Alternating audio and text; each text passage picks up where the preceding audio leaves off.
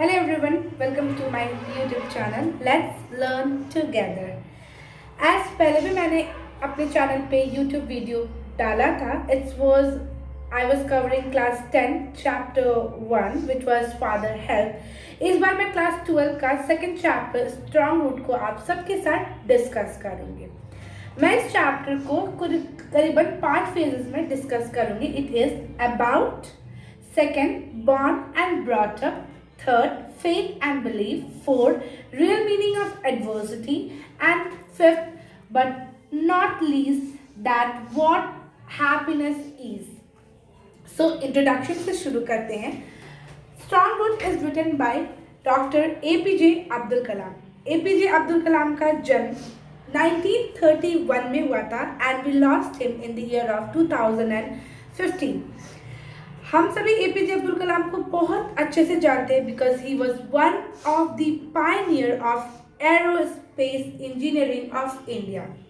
उन्होंने इंडिया में as a scientist as a Indian space programme में भी काम किया. स्ट्रॉन्ग रूट उनकी एक ऑटोबायोग्राफी विंग्स ऑफ फायर, जिसको हम अग्नि की उड़ान के नाम से जानते हैं, उसमें से लिया गया एक छोटा सा पार्ट है.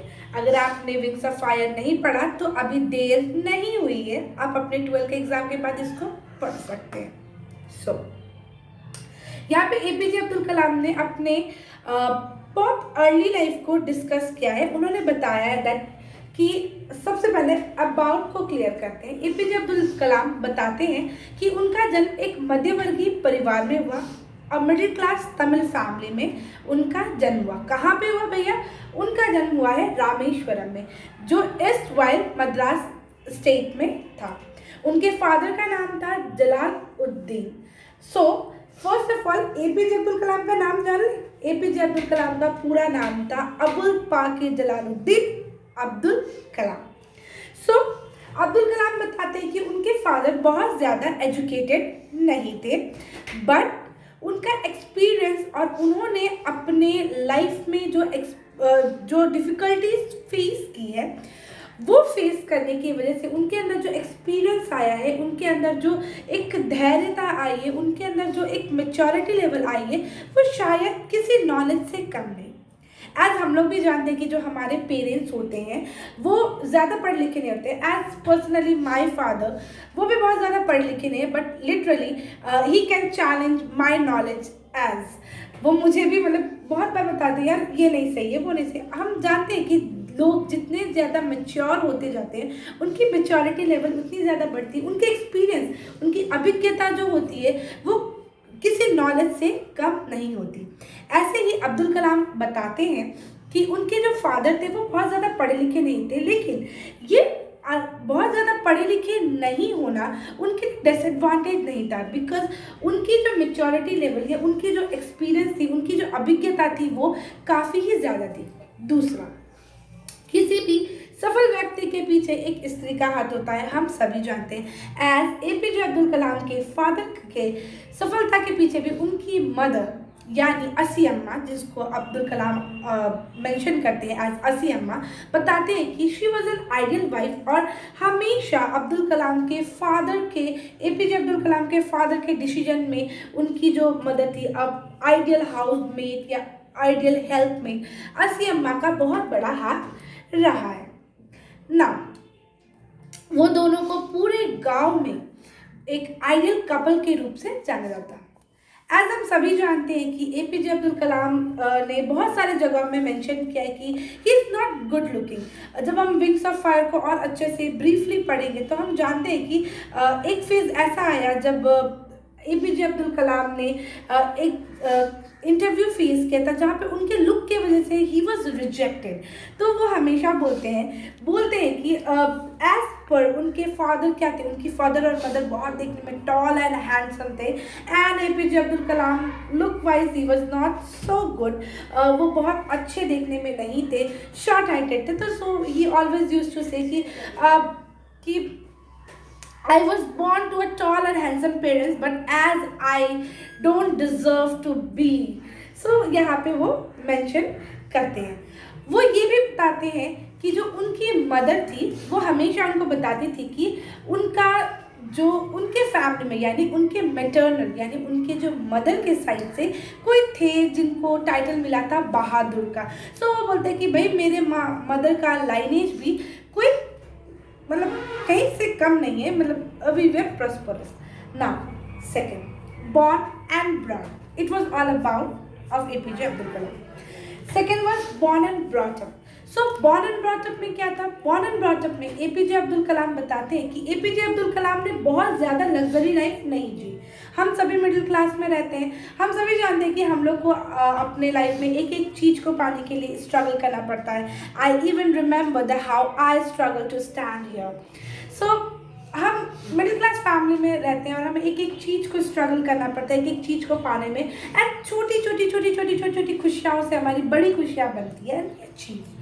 सो यहाँ पे वो बताते हैं कि हमारे जो एंसेस्टर्स थे उन्होंने हमें बहुत ज़्यादा लग्जेरियस लाइफ नहीं दिया, या बहुत ऐसा नहीं कि होता ना कि किसी की पुरखों की कोठी होती है, किसी का एकदम महल होता है, किसी की इतनी बड़ी जायदाद होती है। तो एपीजे अब्दुल कलाम के केस में भैया ऐसा कुछ नहीं था।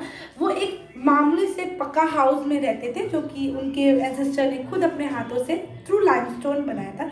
वो बताते थे कि उनके एपीजे अब्दुल कलाम के एंसेस्टर्स का ये बोलना था कि लाइफ जीने के लिए आदमी को बेसिक खाना, मेडिसिन्स और हाउस वगैरह चाहिए, and that's all was available to APJ Abdul Kalam. APJ Abdul Kalam ये भी एग्री करते हैं कि शायद मेरे एंसेस्टर्स ने बहुत सही बोला था, बिकॉज आज के ज़माने में हमारा बचपन ना बहुत क्रिटिकल हो गया है।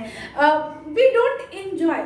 मुझे आज भी याद है कि जब हमारी गर्मी की छुट्टियां लगती थी तो हम नीम के पेड़ों के नीचे बैठ के बहुत सारे दोस्त मिलके हम खेला करते थे, हम भागा दौड़ी किया करते थे, हम लुका छुपी खेला करते थे। पर आज बच्चे कट गए हैं अपने पेरेंट्स से। हम क्या थे अपने, मैं आज भी जब हम एक साथ रहते हैं तो आज भी मैं अपने पेरेंट्स से खुल के बात करती हूँ, या आज के ज़माने में वो नहीं होता है। आज के ज़माने में पेरेंट्स इतनी ज़्यादा व्यस्त हो गए कि उनके पास समय ही नहीं है अपने बच्चों को देने के लिए। आज के ज़माने में लोग सोशल में होते हुए भी अनसोशल। हम डिफरेंट मीडियाज़ में, हम बहुत सारे सोशल मीडियाज़ में, इंस्टाग्राम, व्हाट्सएप, फेसबुक, टिंडर, ना जाने हम वहाँ पे कितने ही जगहों में अवेलेबल है। पर क्यों? The question arises. हम वहाँ पे दोस्त ढूंढते हैं ताकि सबका एक ही होता है ना, I want to share my feeling, but why you want to share your feeling with others when your parents is available? So at that particular moment APJ Abdul Kalam बोलते हैं कि as my childhood was secure, that I was literally connected to my family, to my parents, to my mother. He mentioned कि बचपन में वो बोलते हैं कि मुझे नहीं पता कि मेरे घर में मेरी माँ ने कितने लोगों को फीड किया है, पर यस आई लिटरली रिमेंबर कि मेरे घर में जो भी आया है वो कभी भी खाली पेट या मेरे घर से बिना खाना खाए नहीं गया है।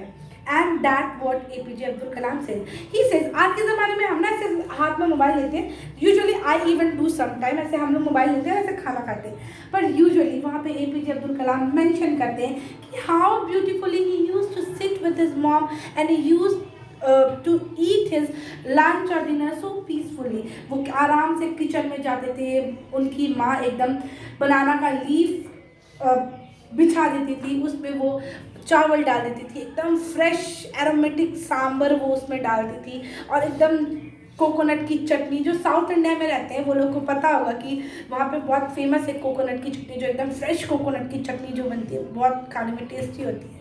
I even I am mouth watering तो वो एकदम फ्रेश कोकोनट की चटनी वो डाल देते थे, एंड फ्रेश एकदम शार्प पिकल, एकदम चटकदार पिकल्स के साथ एपीजे अब्दुल कलाम बहुत अच्छे से खाया करते थे। Now, coming to the third section, faith and belief. APJ Abdul Kalam बताते हैं कि जैसे कि हम सभी बच्चे जानते हैं ना, बचपन में हम लोग को बोलते हैं अरे यार भगवान से प्रार्थना किया करो, देखो भगवान तुम्हारी सुनते हैं। आई इवन आज भी जब डर लगता है तो बोलते हैं हे माता रानी कृपा कीजिएगा, कुछ बिगड़ने मत दीजिएगा। तो एपीजे अब्दुल कलाम यहाँ पे उस चीज़ को मेंशन करते हैं। एपीजे अब्दुल कलाम बताते हैं कि वो रामेश्वरम की मॉक्स वाली गली में रहते थे और उसके फादर वहाँ के मौलवी हुआ करते थे। तो रोज एपीजे अब्दुल कलाम के फादर उनको मस्जिद में ले जाया करते थे and he used to chanted a prayer in Arabic, but he doesn't know what is the meaning of that prayer in Arabic, what he used to chant, but he knows that thing कि whatever he is chanting in that prayer, it is connected himself to God. वो उनको ये believe था कि जो वो प्रार्थना कर रहे हैं वो प्रार्थना उस भगवान तक, उस परमेश्वर तक पहुंच रही है। Thirdly, that is a faith and belief. तो एक रोज क्या हुआ, वो हमेशा देखते थे, क्योंकि वो मौलवी, हम लोग भी होते हैं ना कि मतलब एकदम से जब बहुत पहाड़ टूट पड़ता है तो भगवान पे बहुत यार भगवान कोई करिश्मा कर दिए, या चले जाते हैं क्या बोलते हैं उसको, गुनी ओझा के पास जाते हैं हम लोग और फिर बोलते हैं कि यार ये ठीक कर दीजिए, वो ठीक कर दीजिए, ताबीज बांध दीजिए, चेन पहन लेते हैं, हाथों में धागा बांध लेते हैं, ये सारी चीज़ें हम करते हैं। तो एज एपीजे अब्दुल कलाम के फादर भी मौलवी थे, तो लोग एकदम जब वो उनके फादर जब नमाज पढ़ के बाहर आते तो लोग एकदम एगरली एपीजे अब्दुल कलाम के फादर का वेट करते कि अरे, और बाटी में पानी लेकर, वो कटोरी में पानी लेकर एकदम वेट करते कि अरे यार हाँ मौलवी साहब फूंक दीजिए, शायद ऐसे वैसे। तो ये एपीजे अब्दुल कलाम देखते उसको, उनके फादर उसमें उंगली डुबा के कुछ मंत्र को चैंट करते और फिर वो पानी देते और फिर वो पानी को ले जाके वो लोग अपने घरों में इस्तेमाल करते या अपने बिलीफ के अकॉर्डिंग वो लोग उसको छिड़कते विड़कते। तो और फिर बाद में उनके प्रॉब्लम का हल भी हो जाता, उनके प्रॉब्लम का सल्यूशन उनको मिल जाता, प्रॉब्लम खत्म हो जाती, तो वो एपीजे अब्दुल कलाम के फादर को आके मिलते और उनको थैंक्स करते। पर एपीजे अब्दुल कलाम के मन में हमेशा ये बात रहती, did my father get any supernatural power? क्या मेरे पापा इतने सुपर हीरो हैं या भगवान है, क्या है जो इनके फूके हुए पानी से सब कुछ ठीक हो जाता है? एक रोज क्या होता है कि एपीजे अब्दुल कलाम के फादर बैठे हुए होते हैं और सबसे बड़ी बात वहाँ पे वो एक चीज और अच्छी बात मेंशन करते हैं, वो कम्युनिटी एंड रिलीजन। बोलते हैं ना कि धर्म मनुष्य को बांटता नहीं है, जोड़ता है। इस चीज को एपीजे अब्दुल कलाम ने बहुत अच्छे से एकदम सिंपल से लाइन में उन्होंने बोला है कि जो रामेश्वरम के सबसे बड़े पुरोहित थे वो एपीजे अब्दुल कलाम के फादर के बहुत अच्छे फ्रेंड थे और उन दोनों के बीच में हमेशा रिलीजन को लेकर डिस्कस होता है। ये नहीं कि यार मेरा ये गलत है या तुम्हारा रिलीजन गलत है, वो दोनों एक दूसरे के रिलीजन की तारीफ करते, कुछ नई चीज़ों को एक्सप्लोर करते, वहाँ से कुछ अच्छी चीज़ों को एक्सट्रैक्ट करते, क्योंकि भैया जो गीता में है वही पुराण में है, वही तुम्हारे गुरु ग्रंथ साहिब में है, वही कुरान में है। तो ये सारी चीज़ों को बहुत अच्छे से एपीजे अब्दुल कलाम ने बताया है कि किस तरह से वो लोग डिस्कस करते हैं। लेकिन फिर भी इतना कुछ होने के बावजूद भी एपीजे अब्दुल कलाम के मन में हमेशा ये क्वेश्चन अराइज रहता कि क्या मेरे फादर सुपर हीरो है? नहीं था शायद। तो एक रोज वो अपने फादर से पूछ लेते कि एक बात बताइए पिताजी, आप जो लोगों को पानी को फूंक के देते हैं या लोगों को ताबीज बना के देते हैं, क्या सच में आपके अंदर ऐसा कोई पावर है? एपीजे अब्दुल कलाम के फादर चुप हो जाते हैं, एपीजे अब्दुल कलाम के मुंह के ओर ताकने लगते हैं। उस एक्सप्रेशन से एपीजे अब्दुल कलाम को ये समझ में आता है कि फादर कोशिश कर रहे हैं कि उनको किन्हीं सिंपल शब्दों में वो समझाए कि एपीजे अब्दुल कलाम समझ जाए। और काफी देर के बाद वो उनको बोलते हैं कि बेटा, जब आप मुसीबत में होते हो ना, तो आप हमेशा एक सहारा खोजते हो और उस मुसीबत में यदि आपका कोई सहारा बने या बिलीव दिलाए कि बेटा जी आप करो, मैं आपका सहारा हूं, तो लिटरली ना चाहते हुए भी उस प्रॉब्लम को छूमंतर होना ही होता है। एज पर एग्जाम्पल, मानो कि आपको लग रहा है बहुत ज़्यादा डर, हम टीचर्स हैं, हम पढ़ाते हैं, अगर एक टीचर तुमको शुरू से ये बोले कि तुमने तो पढ़ा है पर मुझे नहीं लगता कि तुम पास हो जाओगे, तो तुम फेल होगे, फेल होगे, फेल होगे, एंड कंटिन्यूअसली वो बच्चे के अंदर ये मन में डर होता है और वो बच्चे को आते हुए भी वो बच्चा फेल हो जाता है। लेकिन वहीं पे अगर टीचर ये बोले कि मुझे पता है तुमने जो तैयारी की है वो बहुत सही है और तुम पास हो जाओगे, बस इतना ही बिलीव दिलाना उस बच्चे के सक्सेस का कारण बनता है। And that what means to say, यही चीज एपीजे अब्दुल कलाम के फादर एपीजे अब्दुल कलाम को बताना चाहते थे और उस छोटी सी उम्र में एपीजे अब्दुल कलाम ने ये बात बहुत अच्छे से सीख ली थी। Now coming to fourth point, that is what is the real meaning of adversity. Adversity, दुख, दुखों का पहाड़ टूट जाना। आप क्या करते हो दुख के पहाड़ टूटते हो? निरूपा रॉय बन जाते हो, हे माँ क्यों मंदिर का घंटा बजाने लगते हो, मेरे ऊपर क्यों भगवान इतने पाप, मेरे इतना ज्यादा दुख मुझे ही क्यों दिया? No, what APJ Abdul Kalam says, APJ Abdul Kalam says the adversity leads to the opportunity, वो ऑफ इंट्रोस्पेक्शन। वो कहते हैं कि एडवर्सिटी जब आपकी लाइफ में आता है ना बच्चा, डरो मत, अपनी गलती को घुमाओ फिराओ, फ्लैशबैक में जाओ, रीबैक में जाओ, देखो समझो कहाँ लैक हुआ और देखो ये आपके न्यू अपॉर्चुनिटी का कारण जरूर बनेगी। क्योंकि जब तक आपकी लाइफ में एडवर्सिटी नहीं आती है तब तक आपको ये रियलाइज नहीं होता है कि आप कहाँ गलत हो कहाँ सही। Failures are the pillar of success, why it is said, क्योंकि एक फेलियर के लाइफ में जो एडवर्सिटी आती है वो एडवर्सिटी को अगर एक फेलियर अच्छे से एनालाइज करे और वो ये बात को जानने की कोशिश करे कि कहाँ पे मेरा लैक हुआ और किस वजह से मैं फेल हुआ, तो literally you will become a success pillar, आप सक्सेस के स्तंभ जरूर बनेंगे।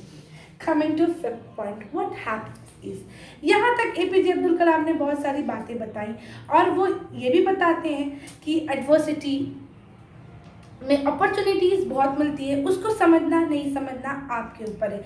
Believe is all about what you mean. आप अगर बोलोगे कि ईश्वर एक है, राम रहीम अल्लाह सब एक है, तो भैया एक है। अगर आप बोलोगे नहीं मेरा राम अलग है, तो फिर भैया राम अलग ही होंगे आपके लिए। एंड व्हाट हैप्पीनेस इज, वो बताते हैं कि अब उनके father has grown much old, वो रोज एटलीस्ट 4 माइल तक चलते हैं और वो जाते हैं और जाके वो फ्रेश कोकोनट तोड़ के लाते हैं। आज भी उनकी ये आदत रेगुलर है जो उनके पहले से थी और इस पर उनको सुकून मिलता है। बट इसके थ्रू एपीजे अब्दुल कलाम क्या बताते हैं?